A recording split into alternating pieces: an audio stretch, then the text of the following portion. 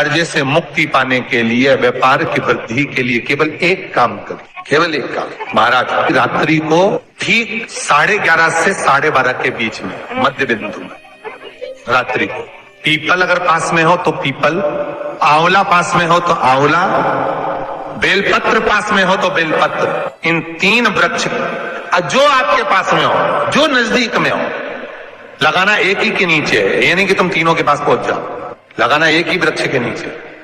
3 दीप अलग अलग, एक लक्ष्मी के लिए, गणेश जी के लिए, सरस्वती के लिए।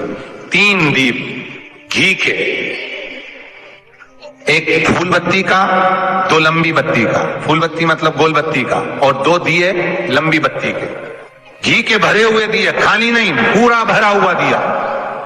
उसमें एक एक कमलगट्टा, कमलगट्टा जो हवन में चढ़ता है, किराने की दुकान पे मिलता है काले कलर का कमलगट्टा, महाराज उस दिए के अंदर रखकर सबसे पहले गोल बत्ती वाला दिया हाथ में रखिए, हथेली पर जलाकर, और अपने स्मरण करो लक्ष्मी का, कुल देवी देवता का स्मरण करिए, अपने पूर्वजों का स्मरण करिए, कर्जा मुक्ति का भगवान से विनती करिए, और बाबा कुबेरेश्वर महादेव का स्मरण कर कर फूल बत्ती गोल बत्ती का दिया पेड़ के नीचे रख दीजिए। दूसरा दिया जला हुआ उठाइए, उसकी बत्ती अपनी ओर हो, उसको उठाकर फिर अपने कुल देवी देवता का स्मरण करिए, पूर्वजों का स्मरण करिए, जिस भाव से दिया लगाने आए हो वो भाव को व्यक्त करिए, और दिए की बत्ती पेड़ की साइड कर कर रख दीजिए।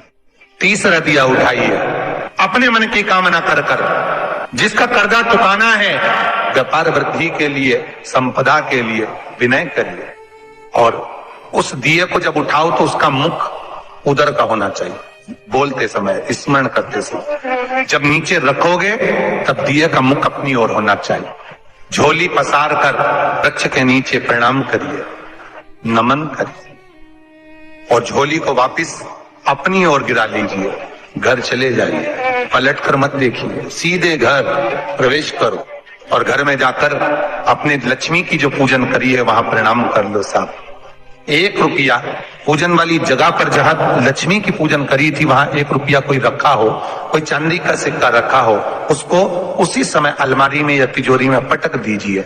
जिंदगी में कभी संपदा की कमी नहीं आ सकती, कितना भी कर्जा होगा, माता लक्ष्मी, गणेश और सरस्वती, भगवान कुबेरेश्वर महादेव साल भर के अंदर ये सब व्यापार खींचेंगे कि तेरा कर्जा चुक जाएगा। दूसरी बात, तुझे पर कर्जा होगा ही नहीं। बेलपत्री के वृक्ष के नीचे बैठ कर घृत का दिया लगाकर, शरीर में जो रोग है उसका स्मरण कर कर, शंकर जी से विनय कर कर, हे भोलेनाथ, आपने शुक्र देवता को संजीवनी मंत्र दिया है, तो क्या आप मेरे को वो मंत्र प्रदान नहीं करोगे? मेरे रोग, मेरी बीमारी, मेरे दुख को आप नहीं हरोगे? शिव से कहो, ये शरीर आपने दिया है, और भजन करने के लिए दिया है, स्मरण करने के लिए दिया है, कीर्तन करने के लिए दिया है, तो संभालोगे भी आप। और बेलपत्री की ओर मुख कर घी का दिया लगाकर महामृत्युंजय मंत्र का स्मरण कर लेने पर धीरे धीरे धीरे धीरे धीरे धीरे वो रोग समाप्ति की ओर आता चले जाता। फिर निवेदन करूंगा, दुनिया में ऐसा कोई समस्या नहीं जिस समस्या का कोई निदान नहीं। हर समस्या का निदान है, पर निदान किसी दूसरे के पास नहीं, निदान केवल मेरे भोले नाथ के पास में है। आपको अगर किसी समस्या का सफल आनंद चाहिए तो शंकर की शरण में जाओ। आपको सीहोर आने की भी जरूरत नहीं है, आपको हमसे मिलने की जरूरत नहीं है, आपको पंडित प्रदीप मिश्रा के पास नहीं आना, आपको किसी बाबा जोगी के पास नहीं जाना, आपको किसी के बेल भभूति लेने नहीं जाना, आपको तो शिव के पास जाना। शंकर की वस्तु है, उसको स्वीकार करो बस। शंकर की वस्तु को स्वीकारिए, शंकर की वस्तु को स्वीकार करना चालू कर दीजिए। अरे भाई, शिव महापुराण की कथा तो यहां तक कहती है, यहां तक वर्णन कर रही है, जिस व्यक्ति की नौकरी नहीं लगती, सर्विस नहीं लगती, हर जगह पर अप्लाई कर रहा है, बार बार इंटरव्यू देने जा रहा है, लगातार उसको अगर सफलता प्राप्ति नहीं हो रही है तो धतूरा ढूंढो। धतूरा कहीं बाजार में नहीं मिलेगा, किसी वृक्ष से धतूरा तोड़ लिया, कुछ मत चढ़ा, तू शंकर जी के मंदिर में जाकर तेरा नाम और गोत्र बोल और शिव जी को धतूरा चढ़ाना चालू कर दे, और बाबा से विनती कर, धतूरा चढ़ाना चालू कर। अब धतूरा कोई बहुत कीमती होता है क्या? बहुत पैसे का मिलेगा क्या? कहीं पे भी मिल जाएगा। धतूरा तोड़ और चढ़ा शंकर जी को। रोज नियम बना ले कि एक धतूरा मैं शंकर जी को चढ़ाऊंगा, प्रतिदिन चढ़ाऊंगा, शिव जी से जाकर निवेदन करूंगा प्रतिदिन। शंकर जी की प्रिय वस्तु में धतूरा, बेलपत्र आदि आदि की तो है, क्या है, चढ़ा रोज एक धतूरा।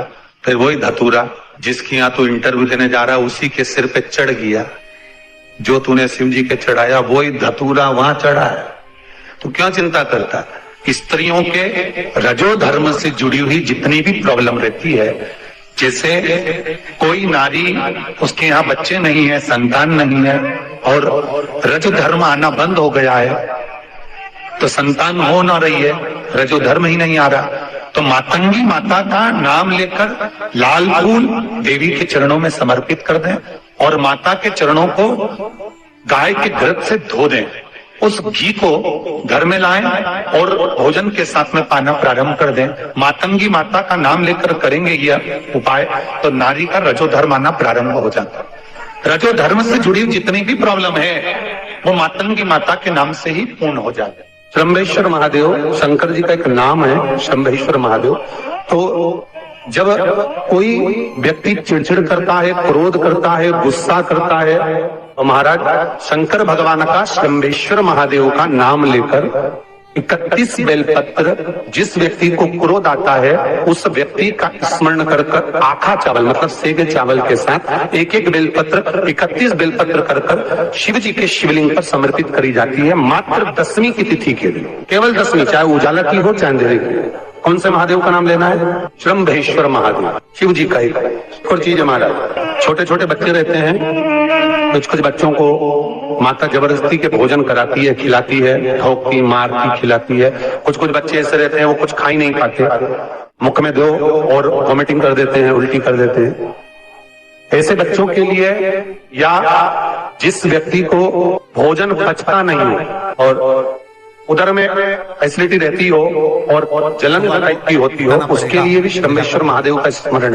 छोटा है चलो, पर निवेदन है कि बड़, पीपल और आंवले की त्रिवेणी आप गमले के अंदर ना बनो। आप गमले के अंदर, कई माताओं की आदत है त्रिवेणी कहां पूजने जाएंगे, त्रिवेणी पे कहां दिया लगाने जाएंगे, तो गमले में त्रिवेणी बना लो, बड़ का पौधा भी लगा लो उसी के अंदर, उसी में आंवले का, उसी में पीपल। वो शिव महापुराण वर्णन नहीं करती। त्रिवेणी घर में, त्रिवेणी बाहर, त्रिवेणी का पौधा बाहर हो, घर के अंदर क्यों? शिव महापुराण की कथा में स्पष्ट कहा गया, जहां त्रिवेणी का पौधा गमले के अंदर होता है वहां उस स्थान पर महाराज कहीं ना कहीं क्लेश का भाव होता है, उस घर में शांति नहीं होती। क्यों?